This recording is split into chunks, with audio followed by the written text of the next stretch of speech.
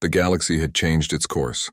Trade routes shifted quietly, fleets rerouted, and colonies on distant worlds adjusted their strategies.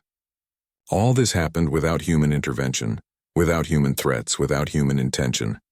Humanity had not sought power or dominance, yet the stars themselves began to acknowledge the extraordinary nature of human survival, intelligence, and courage. Captain Ilara Voss stood on the observation deck of the Starbound Sentinel, staring into the vast expanse ahead. Stars gleamed like scattered diamonds against the dark canvas of space.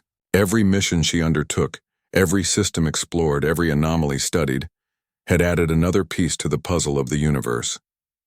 And yet, she and her crew were unaware of the full impact their species had already made. "Captain," Lieutenant Rin said, breaking the silence, "sensors are detecting a communication signal. It's unusual, not from a single vessel, but a coordinated message from multiple alien systems." Ilara's brow furrowed. "Put it on the main channel." A calm but authoritative voice filled the bridge, speaking in a tongue translated seamlessly by the human system. "This is the Interstellar Council. We request a meeting with representatives of humanity. The purpose is diplomatic, to acknowledge your species' achievements and to clarify the boundaries of engagement." Rin's eyes widened. "A council-wide meeting? They want to meet humans." "Voluntarily." Ilara nodded, her expression unreadable. "It seems so. Prepare the coordinates. This is unprecedented. The galaxy has never reached out like this on its own." Meanwhile, across the galaxy, the alien councils convened in high towers, aboard massive stations and within natural formations adapted for communication. All species, from the smallest traders to the oldest civilizations, participated. The message was the same. Humanity was extraordinary, unpredictable, and too powerful to challenge lightly. One elder Zilari diplomat spoke to the assembly. "We underestimated humans. They do not conquer by force. They survive by intelligence, creativity, and unity. Their unpredictability is their greatest strength. We have watched, we have learned, and now we must acknowledge them openly." A Trivian representative added, "Human colonies have thrived in conditions we assumed impossible. Their technology, their coordination, their improvisation, they do not fight like other species. They survive. That is reason enough to respect and avoid conflict." Back on the Starbound Sentinel, Ilara and her crew traveled to the meeting coordinates. A massive station awaited them, built not for combat but for diplomacy. It hovered in a neutral system, its structure grand and elegant, representing the unity of many species in one place. "Remember," Ilara said quietly to her crew, "we go not to boast, not to threaten, but to understand. Humans are respected because of who we are, not because of what we wield." The meeting chamber was vast, with representatives from dozens of species gathered around a circular table. Every alien form, from the smallest aerial creatures to massive quadrupeds, observed the humans with a mixture of awe, respect, and caution. Ambassador Yara, a being of radiant light, spoke first. "Humanity," she said, her voice calm and deliberate. "We recognize your ingenuity, your resilience, and your unique ability to survive and adapt. The galaxy has observed your species for generations. We now formally acknowledge the boundaries of human space and pledge to respect them. Your presence has reshaped our understanding of survival, intelligence, and cooperation." Captain Ilara Voss nodded, her posture dignified yet modest. "We have done nothing to seek power. Humans explore, learn, and survive. Our actions are not meant to intimidate or dominate. If others respect our space and our work, it is because of mutual understanding, not fear." The room remained silent for a moment. Even the most skeptical representative seemed moved by her words. It was not a threat that humans presented, but an example. Humans had endured, adapted, and overcome in ways that others could not predict. From the council floor, an elder Zilari spoke. "Your species demonstrates qualities that many have lost over millennia: ingenuity, courage, and unity in the face of adversity. You survived not because of brute strength but because of thought, creativity, and collaboration. This makes humans formidable in ways others cannot match." Ilara responded, "We do not wish to be formidable. We wish to explore and understand. We wish to learn from the universe, and in doing so we hope to leave it better than we found it." The alien representatives nodded. Across the galaxy, fleets adjusted their patrols and trade routes once again. Humans had not demanded control, had not fired a weapon unnecessarily, yet their example alone had rewritten the rules of engagement. To challenge humans now would be folly, not because humans sought domination, but because they could adapt, survive, and outthink even the most carefully laid plans. On Earth, Dr. Linway observed the communications with pride. Humans have earned respect without seeking it. This is the true strength of our species. Intelligence, unity, and perseverance, not weapons or aggression, define humanity. Captain Alara returned to her ship as the meeting concluded. Her crew had participated fully, taking in the observations, the data, and the careful words of alien representatives. They understood more deeply than ever that humanity's true strength lay in its ability to adapt and survive under conditions that would break others. Captain, Rin said quietly, the galaxy really does respect us, even fear us a little. Alara smiled softly. Not fear, Lieutenant, respect. They have seen that humans do not fight like other species. We survive, we adapt, we learn. That is enough to command caution and respect. That is enough to protect our space without seeking war. The Starbound Sentinel left the meeting system, moving toward new, uncharted regions. Humans continued their exploration, unaware of the full extent of the galaxy's admiration. Colonies thrived, research stations expanded, and the species continued to innovate. In distant systems, alien fleets adjusted quietly. They did not seek conflict with humans, for they had learned a crucial lesson. To engage humanity was to face uncertainty, adaptability, and cleverness beyond their calculations. Human survival was more than chance, it was a product of intelligence, creativity, and cooperation. Captain Alara watched a nebula drift past the observation deck. Its colors danced and shifted, a reminder of the endless mysteries of the universe. We explore, she said softly, because that is who we are. We do not seek glory. We do not seek fear. We act, we survive, and we learn. That alone earns the galaxy's recognition. Her crew worked quietly, cataloging new star systems, monitoring potential hazards, and continuing their research. Every discovery reinforced the truth of humanity. Their power lay not in dominance, but in thought, courage, and perseverance. Across the galaxy, alien species understood something important. Human space was not just territory. It was a reflection of a species capable of ingenuity and resilience beyond measure. To enter it without permission was to risk the unpredictable brilliance of human response. Somewhere in the darkness, fleets paused and recalculated, wary of paths that might bring them too close to human borders. They did not act out of fear alone, but out of recognition. Humans were not like any other species. They were clever, adaptable, and capable of turning even the smallest advantage into survival. On the Starbound Sentinel, Captain Alara and her crew sailed forward, passing new planets, asteroid belts, and unexplored systems. Their mission was not conquest, but understanding. Their strength was not in weapons, but in intelligence, cooperation, and courage. And in that, humanity had become extraordinary. Captain, Rin said, glancing at the expanding star charts, do you think we will ever be fully understood? Alara shook her head with a soft smile. Perhaps not, but that is not the point. Humans explore because it is our nature. We learn because it is necessary. We survive because we must, and the galaxy will continue to notice, slowly but surely, why human space is to be respected. The stars stretched endlessly ahead, full of mystery, challenge, and possibility. Humanity moved forward quietly, confidently, and boldly. They did not seek fear or power, yet the galaxy watched, adjusted, and learned. Humans were not to be underestimated.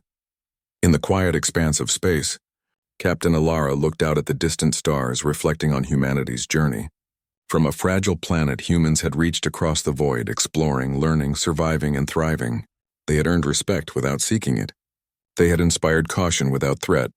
The galaxy had learned a lesson, and the humans had done it without knowing.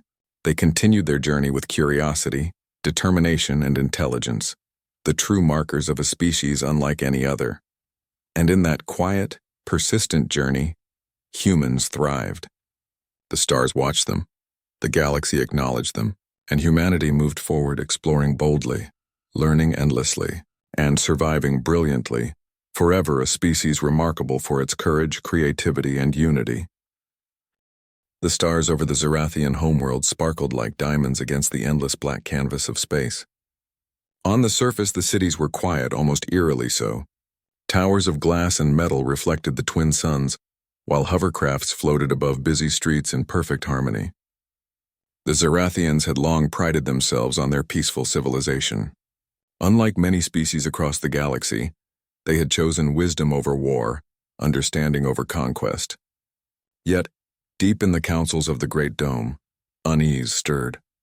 Reports from the outer sectors were clear. Massive unknown spacecraft were approaching the planet. These ships moved unlike anything the Zerathians had catalogued. They were sleek but irregular, almost crude in design, and they emitted strange energy pulses that their sensors struggled to classify. The council called an emergency meeting, filling the dome with a tense, humming silence. "Are we certain these are invaders?" asked High Diplomat Theris, his long fingers resting on the polished surface of the table. His voice was calm, but his eyes betrayed a flicker of worry. "They are entering our space without authorization," replied Commander Varel, the head of the Planetary Defense Fleet. "Their energy signatures suggest advanced propulsion systems, but their approach is unusual. They are not following any known military protocols." A low murmur ran through the council chamber. The Zerathians were cautious by nature, but caution had never prepared them for something like this. "If they are hostile," Theris said slowly, "we must be ready. Yet something about them feels different, not like the other invaders we have studied. There is unpredictability." Unpredictability. The word echoed in Varel's mind. In all his years of service, he had faced countless threats. Star pirates, rogue AI fleets, and war-hungry empires, but nothing that truly defied logic and expectation. And these humans, whatever they were, felt like that. Far above, in orbit, the first of the human ships arrived. They were not sleek like the Zerathian craft. They were functional, practical, almost haphazard in design. Some ships had marks and scars, evidence of past battles or long journeys. Lights flickered on their hulls and small modules extended from their sides, performing tasks that their alien observers could not understand. Admiral Kor of the Zerathian Defense Fleet observed them from his command bridge, brow furrowed. "Their technology is strange," he muttered. "It works, yes. But it does not follow our principles of efficiency. Why build in this way? Why leave openings and gaps?" Theris, who was observing from a nearby station, replied, "Perhaps their priorities are different. We cannot assume their intentions based on our logic." But before any Zerathian could act further, the humans themselves made the first move. A small squad of shuttles detached from the larger fleet, descending toward the planet's surface. They moved with precision, yet in a manner that seemed almost reckless. To the Zerathians it was confusing. If the humans intended an attack, why not bring their full fleet to bear? If they were peaceful, why approach with such boldness? The landing sites were selected near the borders of the main cities, but not inside them. From the ships, humans emerged. At first glance, they seemed fragile. Their bodies were smaller and less armored than the Zerathians. Their clothing was simple, even primitive by alien standards, yet functional. They carried equipment that looked improvised, yet it glowed with a quiet power. Commander Varel's voice trembled slightly over the communication channel. "They are walking on the surface. Without shields, without protective armor. Are they insane?" A human, tall and broad-shouldered, stepped forward. He raised his hand in a gesture of peace. His voice, when it came, was strange to the Zerathian ear, harsh but carrying an unmistakable confidence. "We come to talk, and to stay if we must. But understand this, we do not back down from danger. We survive, we adapt, we endure." The Zerathian stared at him. His words carried a force the sensors could not measure. It was not a threat, but a declaration of will. Something in the human's eyes, their steady gaze, their unflinching stance made even the most seasoned generals uneasy. High Diplomat Theris raised a hand. "We should send an envoy. If we can understand their purpose, perhaps conflict can be avoided." Varel shook his head. "I have never seen a species like this. They are unpredictable. I do not trust them. Yet I cannot deny their strength. It is subtle, not in weapons or numbers, but in their presence. They make you question your assumptions." Meanwhile, on the ground, humans explored the landing sites. They moved quickly, efficiently, but not silently. Each step seemed calculated, but not constrained by any known military logic. Drones were deployed, scanning the environment while humans examined terrain, structures, and even local wildlife. They made no attempt to hide, and yet, somehow, they never triggered defenses accidentally. A group of Zerathian observers cloaked in surveillance modules whispered among themselves. "Are they studying us?" one asked. "No," another replied. "I think they are studying themselves, and everything else at the same time." Days passed, and the humans continued their work. They did not make war. They did not demand surrender. Yet the aliens could feel an underlying power in their presence. Every action humans took was purposeful but unpredictable. They repaired damaged infrastructure almost by instinct, using tools the Zerathians could barely comprehend. They tamed wildlife without cages or sedation. They navigated storms and natural hazards with remarkable skill. Admiral Kor convened a secret meeting with other fleet leaders. "They are not like any invader we have faced," he said grimly. "They do not follow the rules of engagement. Yet they survive. Where others would fail, they thrive. This is dangerous." Theris, listening to the report, nodded slowly. "Their strength is not in weapons. It is in their mind, their spirit. It is resilience beyond comprehension. If they were hostile, they could destroy us. Not with fleets, but with ideas, with action, with courage." In the cities, Zerathian citizens watched the humans with a mixture of fear and awe. Some whispered that these were demons, beings from the legends of ancient times. Others felt a strange admiration, sensing that humans carried an energy the galaxy had not seen in millennia. Children followed the humans from a distance, marveling at how they moved, how they worked together, and how they faced challenges without fear. One evening, as the twin suns set over the horizon, a human leader gathered the small team in a cleared plaza. His voice carried over the silent city, calm yet commanding. "We are far from home," he said. "We do not know this world, and yet we are here. We will face whatever comes together. We will learn, we will adapt, and if we must, we will fight. Not because we seek war, but because we do not surrender to it. Remember this, we survive, and we endure." A chill ran through the observing Zerathians. Their civilization had survived for thousands of cycles, carefully avoiding conflict, relying on intelligence and diplomacy. Yet these humans, these fragile, strange creatures, carried a presence that made them reconsider everything they knew about strength. That night, the council met again in secrecy. "They are not like other invaders," Theras said, voice barely above a whisper.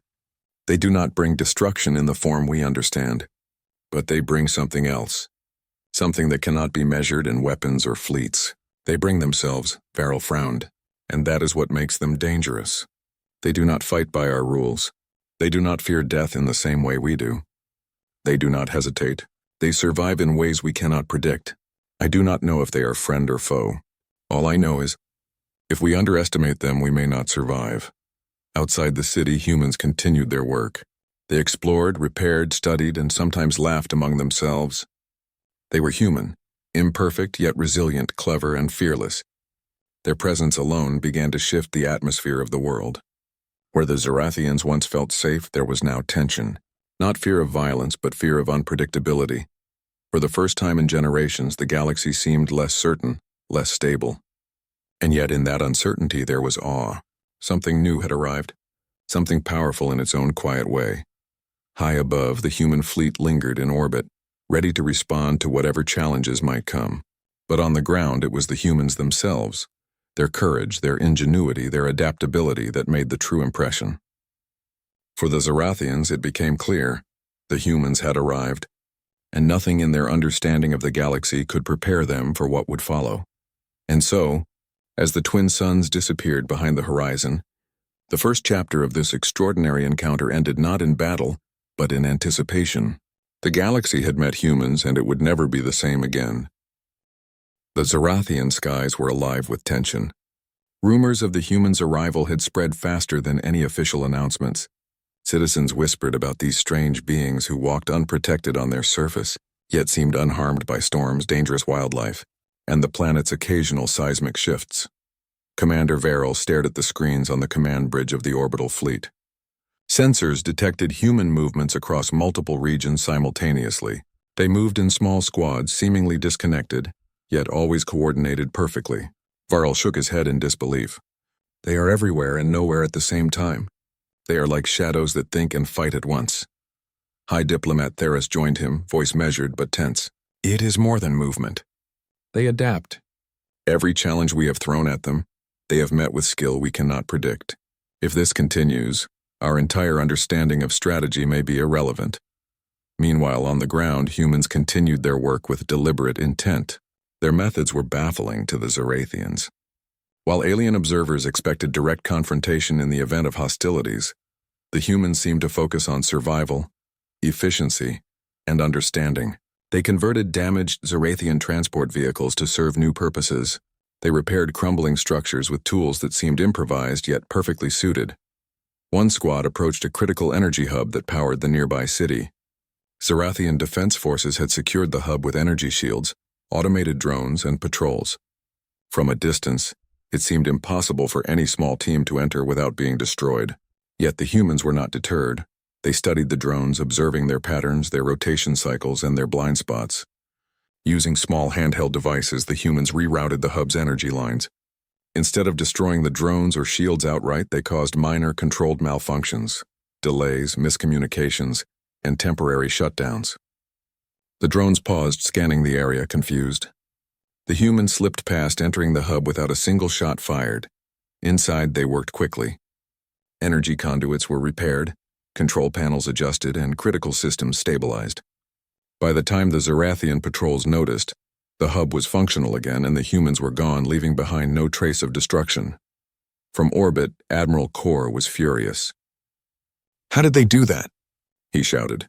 "They had no heavy weapons. No orbital bombardment, yet they penetrated our defenses without harm, without alerting anyone." Theris's voice was calm but uneasy. "They do not fight like we expect. They do not attack in the way we understand. This is unsettling. Their power is subtle. But make no mistake, it is real." The Zorathian commanders debated their next steps. Most argued for overwhelming force. Destroy the humans' landing sites, blockade the cities, enforce curfews. But every time a plan was suggested, evidence of the humans' adaptability countered it. Where they expected resistance, the humans had already anticipated problems and found solutions. Where they expected fear, the humans showed no hesitation. Even the citizens noticed it. In one district, a sudden lightning storm struck, sending debris and sparks flying. Zorathian engineers scrambled to secure the area. Humans, however, were unafraid.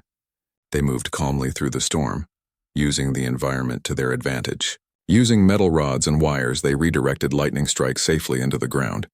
Onlookers gasped. Where they expected panic, the humans demonstrated clarity, courage, and quick thinking. Commander Varel rubbed his temples.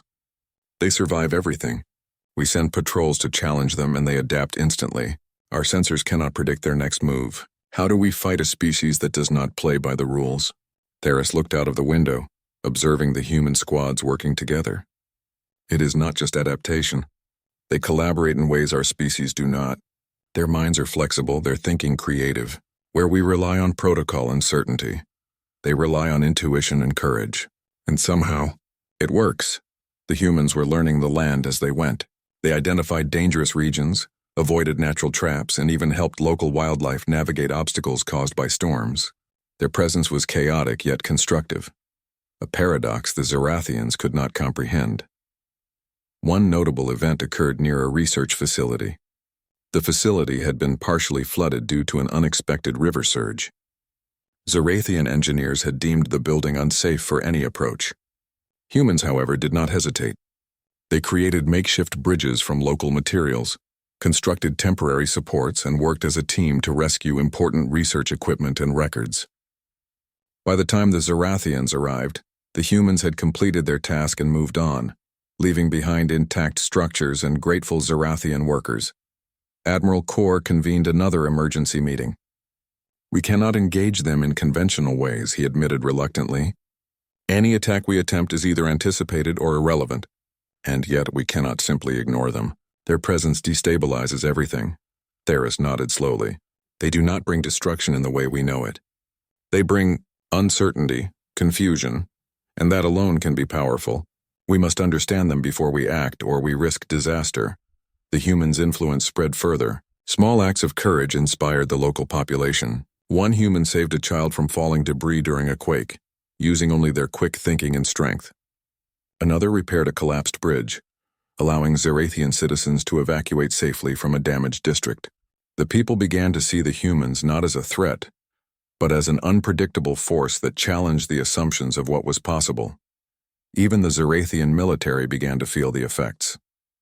Soldiers trained for years in rigid combat protocols found themselves outmaneuvered by humans' improvisation.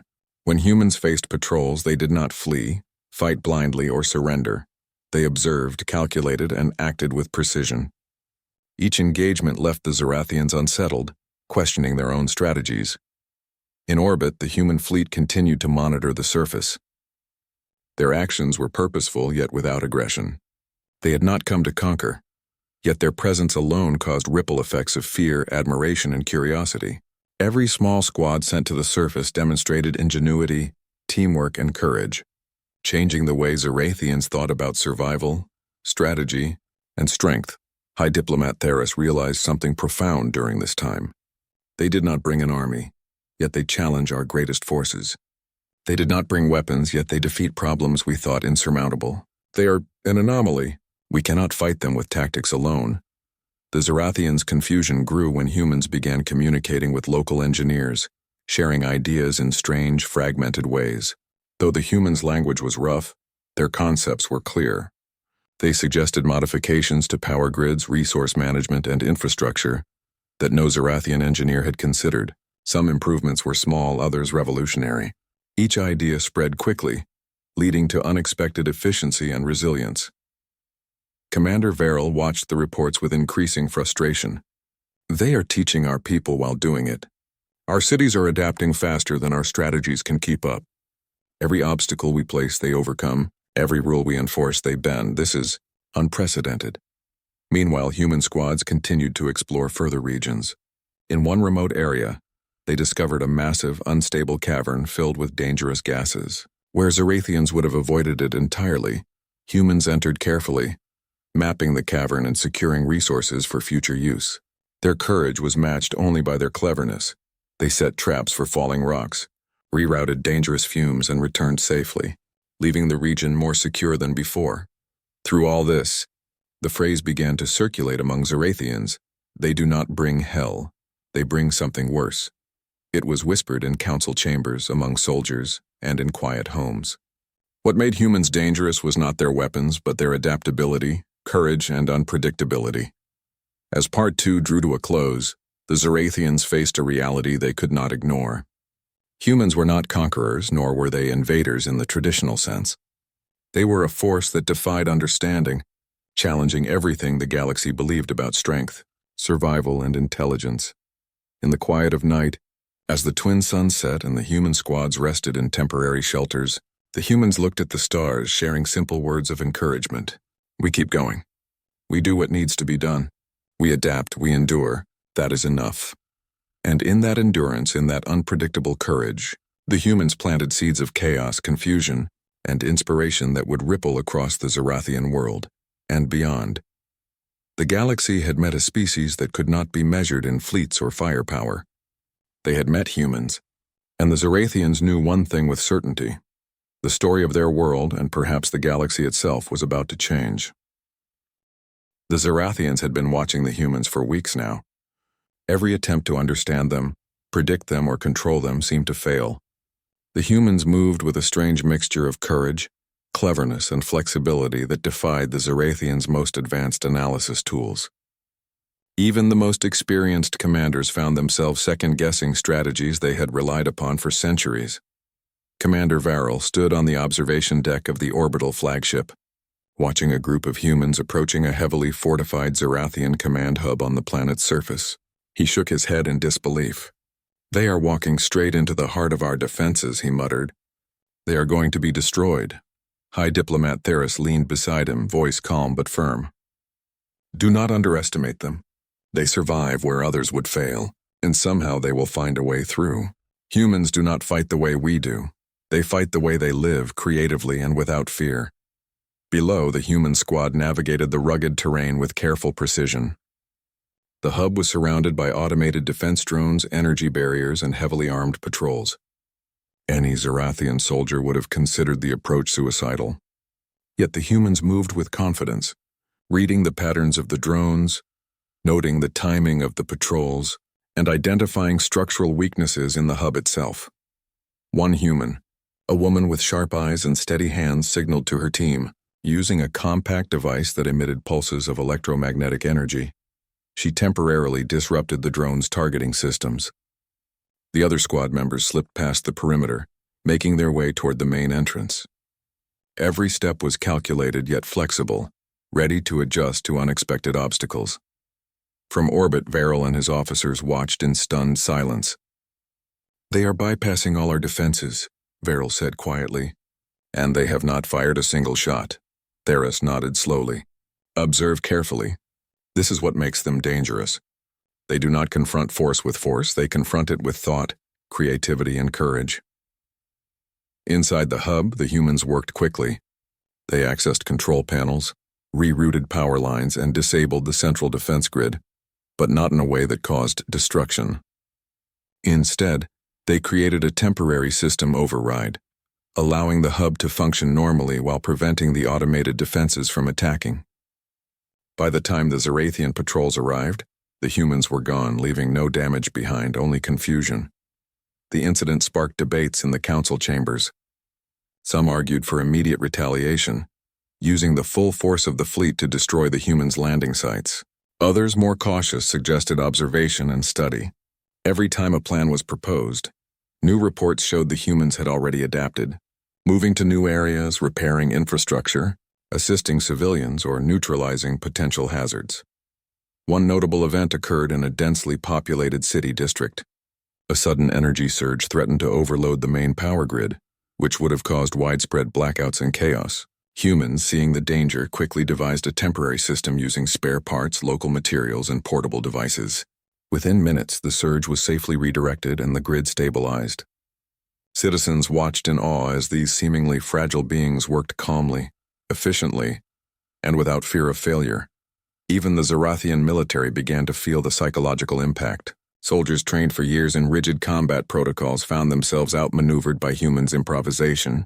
Patrols attempting to intercept human squads repeatedly failed, not because of superior strength, but because humans anticipated obstacles and adapted instantly. Each encounter left the Zarathians unsettled, questioning their strategies and underestimating the humans' determination. Admiral Kor called an emergency briefing. "We have faced many threats," he admitted, voice tense. "Star pirates, rogue fleets, even artificial intelligence that challenged our systems. But never have we faced a species like this. They are not predictable. They survive where we expect them to fail, and they change the battlefield with every action." Theras added, "They do not fight like conquerors. They fight like survivors.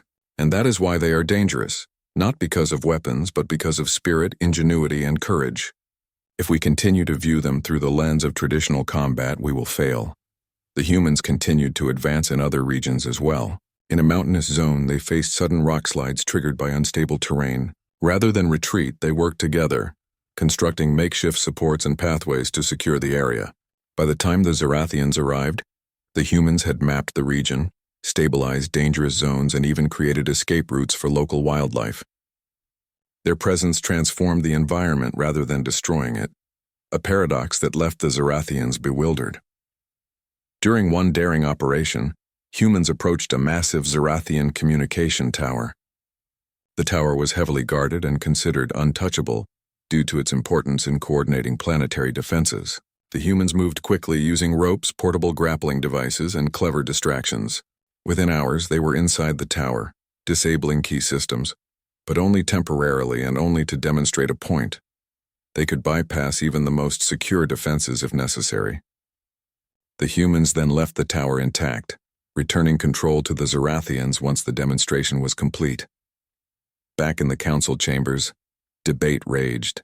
Some members called for immediate destruction of the humans' landing zones. Others warned that doing so would only escalate the situation and might provoke unpredictable responses. "They are teaching our people whether we like it or not," one council member said. "Every act they perform, every solution they create, changes our understanding of survival and strategy."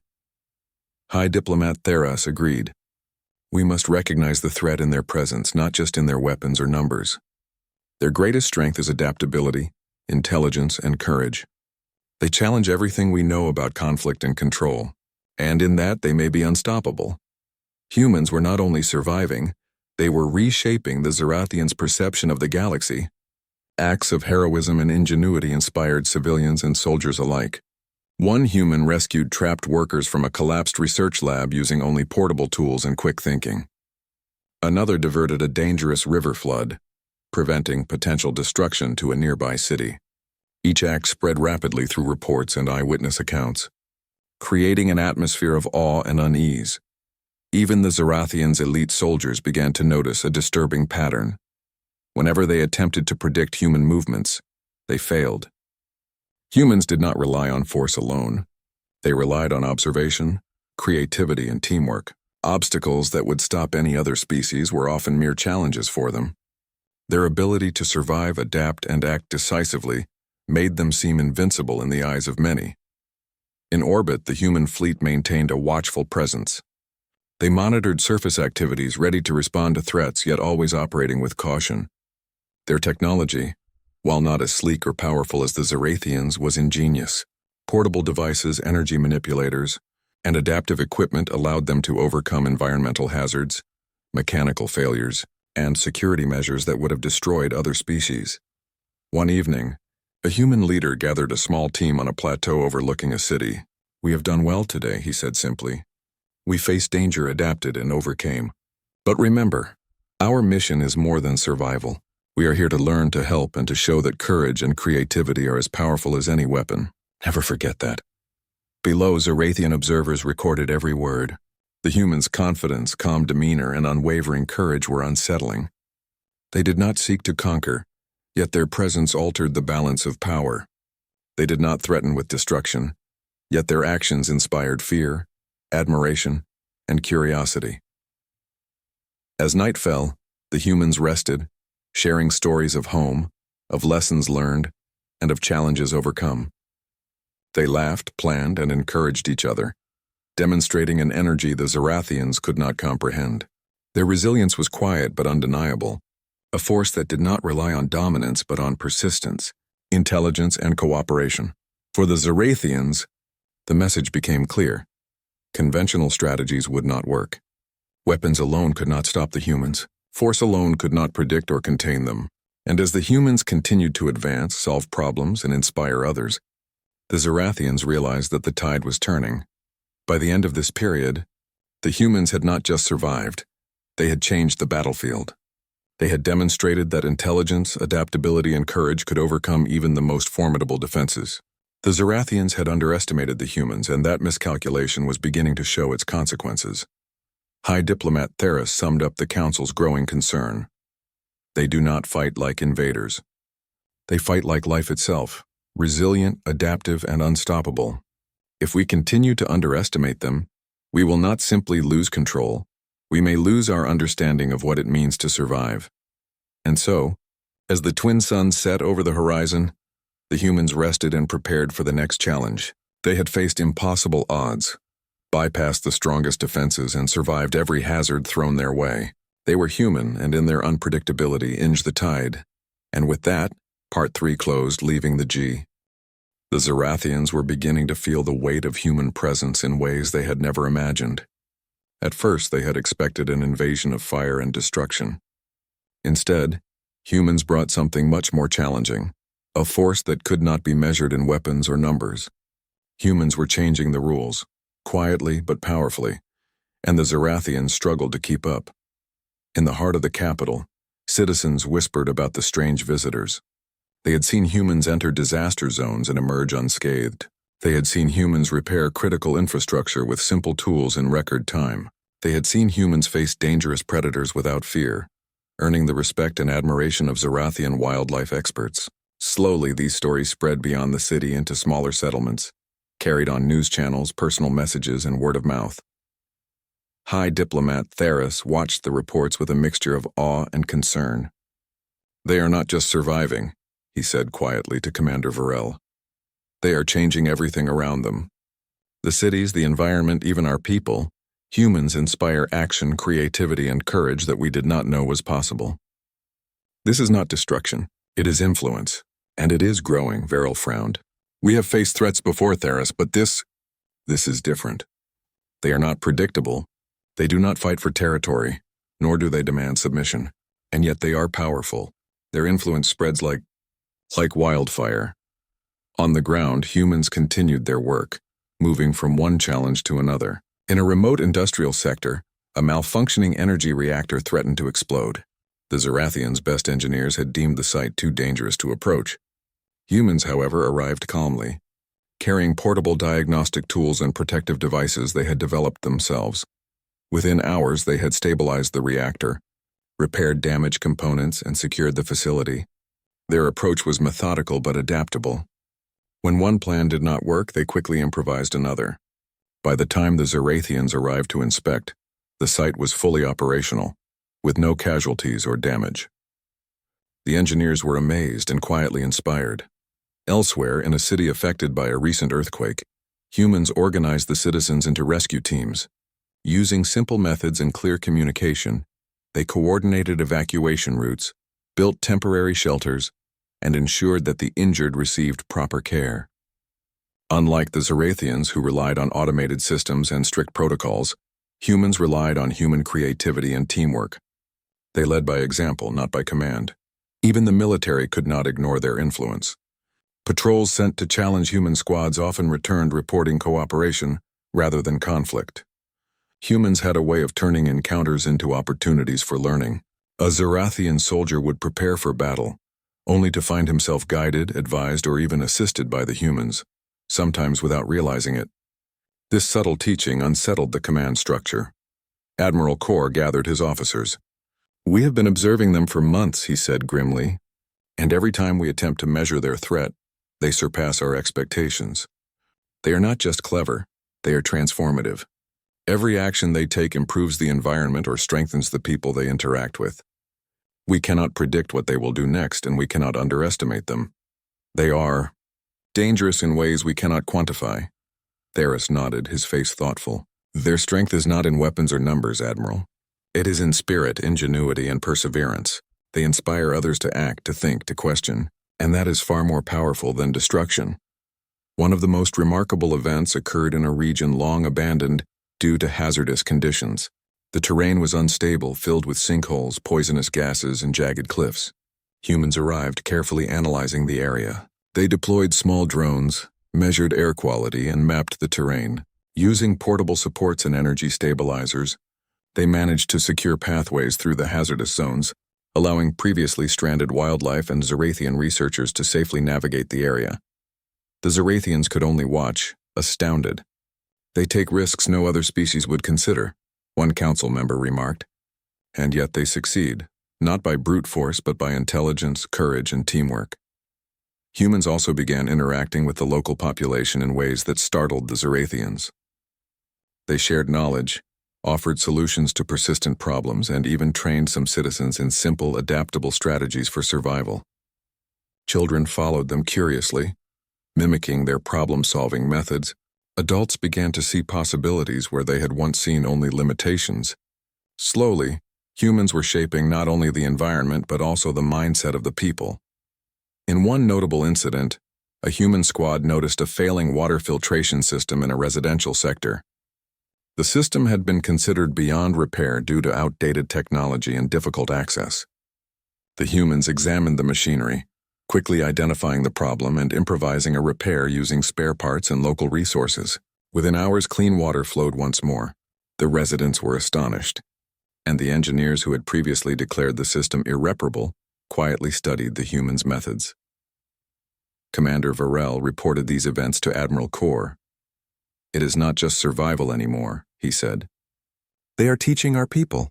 They are improving the cities, the infrastructure, even our soldiers' thinking. This is not a battle, it is a revolution in progress."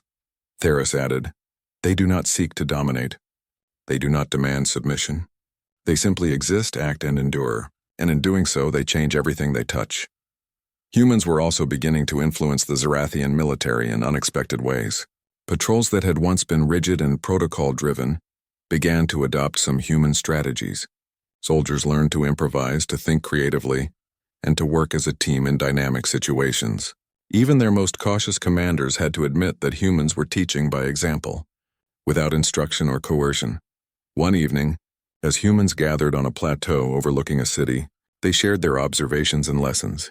"We do not need to fight with weapons to make a difference," one human said. "We act, we adapt, we survive, and when we help others, we create strength where none existed before. Courage and creativity are just as powerful as any army." Zorathian observers recorded every word, struggling to comprehend the truth of it. Humans did not fight like invaders. They fought like life itself, resilient, adaptive, and unyielding. Every success, every act of courage, and every problem solved quietly demonstrated an unstoppable power. The council recognized that their people were changing in subtle ways. Citizens were more daring, more willing to act, and more confident in facing dangers. Even the military, trained to expect obedience and caution, began to adopt flexibility and ingenuity in their operations. Humans were not merely visitors, they were catalysts for transformation. In a particularly daring mission, humans ventured into a region affected by a massive storm system. The weather was violent, with high winds, torrential rain, and lightning strikes that made conventional travel impossible. Using portable shelters, energy stabilizers, and clever navigation techniques, they moved through the storm, rescuing stranded civilians, securing infrastructure, and mapping safe routes. Their courage inspired not only the rescued citizens but also the Zorathians observing from afar. The council convened again. "We underestimated them," Theris admitted. "They are not conquerors, nor are they warriors in the traditional sense. They are more than that. They are teachers, problem solvers, and survivors. And in doing all this, they wield a power we cannot control or contain." Commander Verrill frowned. "They are changing our society, Theris. Our cities, our soldiers, even our civilians are beginning to think differently. And all without using a single weapon. This is a new kind of threat." As Part 4 drew to a close, the humans had not just survived. They had begun to reshape the Zorathians' understanding of strength, courage, and ingenuity. They showed that survival was more than skill with weapons. It was creativity, teamwork, and unyielding spirit. High above, the human fleet maintained its watch. On the surface, the humans rested, shared knowledge, and prepared for the next challenges.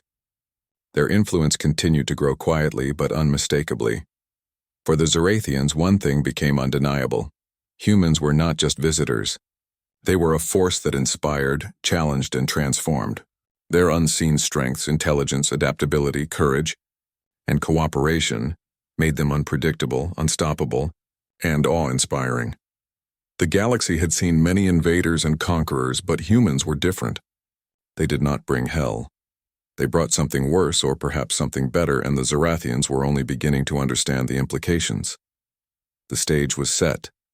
Humans had survived impossible odds, solved problems no one else could, and inspired a civilization to rethink its place in the universe. And as the twin suns rose the next morning, it was clear that the true impact of humans had only just begun.